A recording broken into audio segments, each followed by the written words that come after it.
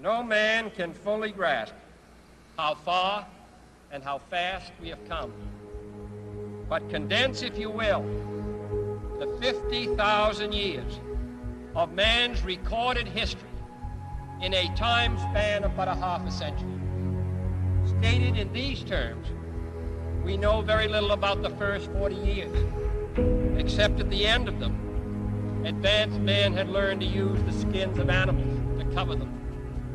Then about 10 years ago, under this standard, man emerged from his caves to construct other kinds of shelter. Only 5 years ago, man learned to write and use a cart with wheels. Christianity began less than 2 years ago. The printing press came this year.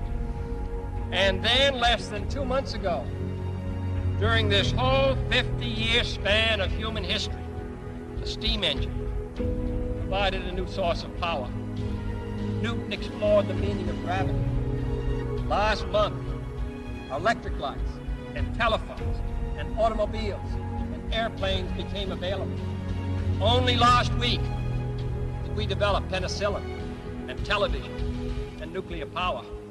And now, if America's new spacecraft succeeds in reaching Venus, we will have literally reached the stars before midnight tonight. This is a breathtaking pace, and such a pace cannot help but create new ills as it dispels old. New ignorance, new problems, new dangers. Surely the opening vistas of space promise high costs and hardships, as well as high reward. So it is not surprising that some would have us stay where we are a little longer, to rest, to wait. But this city of Houston, this state of Texas, this country of the United States was not built by those who waited and rested and wished to look behind them.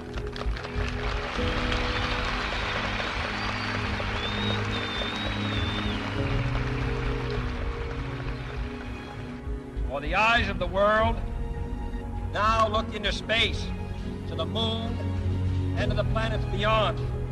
And we have vowed that we shall not see it governed by a hostile flag of conquest, but by a banner of freedom and peace.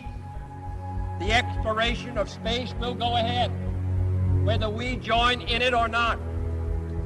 And it is one of the great adventures of all time.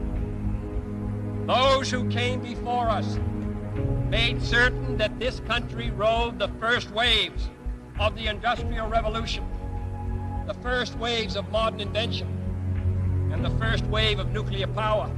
And this generation does not intend to founder in the backwash of the coming age of space. We mean to be a part of it. We mean to lead it. Its hazards are hostile to us all. Its conquest deserves the best of all mankind. And its opportunity for peaceful cooperation may never come again. But why, some say, the moon? Why choose this as our goal? And they may well ask, why climb the highest mountain? Why, 35 years ago, fly the Atlantic? Why does Rice play Texas? We choose to go to the moon. We choose to go to the moon.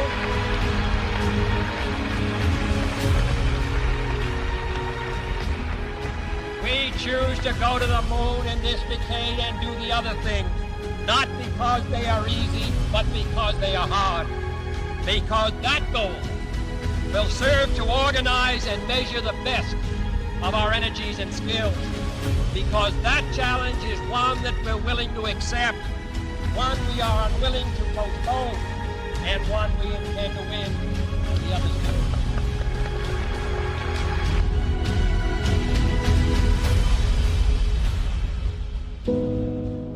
Houston, Tranquility Base here. The Eagle has landed.